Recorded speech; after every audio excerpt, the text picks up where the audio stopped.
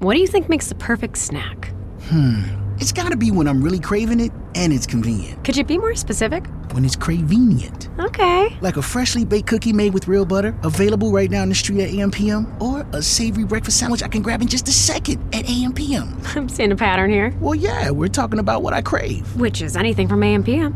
What more could you want? Stop by AM/PM where the snacks and drinks are perfectly craveable and convenient. That's Cravenience. AM/PM, too much good stuff. I'm here on the job site with Dale, who's a framing contractor. Hey, good morning. Dale traded up to Geico Commercial Auto Insurance for all his business vehicles. We're here where he needs us most. Yep, they sure are. We make it easy for him to save on all his insurance needs, all in one place, with coverage that fits his business and bottom line.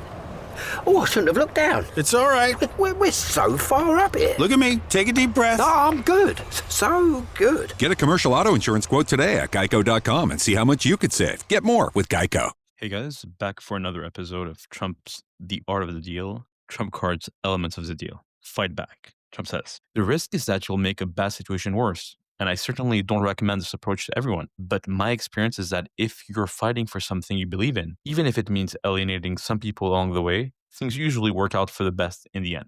Trump says essentially that he won't let slights go unnoticed or what he perceives to be injustices go by without a fight. So he says, as much as he likes to emphasize the positive, there are times when the only choice is confrontation. And we see that in prison movies where the signal that you are willing to fight sometimes is enough to let your adversaries know not to mess with you, that you won't allow people to walk on your toes is a signal to the bullies that you're not one to be messed with, that it doesn't pay to go after you, that you fight back, essentially. Now, Trump is going to give two examples of how he used that approach for his business ventures. When the city unfairly denied me on Trump Tower the standard tax break every developer had been getting, I fought them in 6 different courts. It cost me a lot of money. I was considered highly likely to lose, and people told me it was a no-win situation politically. I would have considered it worth the effort regardless of the outcome. In this case, I won, which made it even better. So Trump fought the city in 6 different courts. And now he adds another example. When all day ends, once my partners at the Trump Plaza Hotel and Casino in Atlantic City ran a casino that consistently performed among the bottom 50% of casinos in town, I fought them very hard, and they finally sold out their share to me.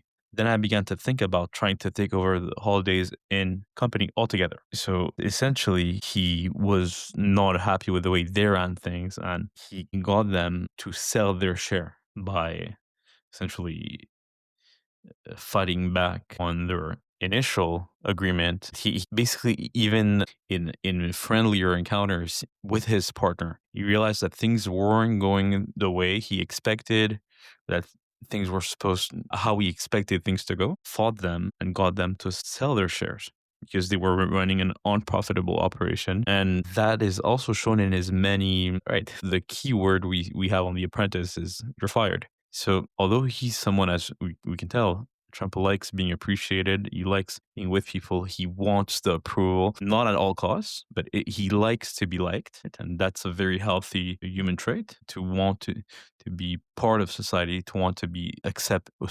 Right. It is certainly something that we can relate to. But when his interests are not, right, even though he can like someone and want the person to like them, doesn't mean he lose sight of the bigger objectives. And he's right, if he feels a contract is not being upheld, or a situation is unjust, like with the city of New York or with the Holidays Inn that ran a poor operation, he doesn't hesitate to let his thoughts known and to take action. Now he says, even if I never went on the offensive, there are a lot of people gunning for me now. One of the problems when you become successful is that jealousy and envy inevitably follow. There are people I categorize them as life's losers, get their sense of accomplishment and achievement from trying to stop others. As far as I'm concerned, if they had any real ability, they wouldn't be fighting me. They'd be doing something constructive themselves. And that echoes also how Trump thinks of the media more broadly. People who take very damaging strokes at him that haven't accomplished a fraction of what he has, or that talk about his wealth that don't have a fraction of his wealth, or that talk about his deal making that haven't gotten into the arena. So it's easy to see where the criticism comes from, right?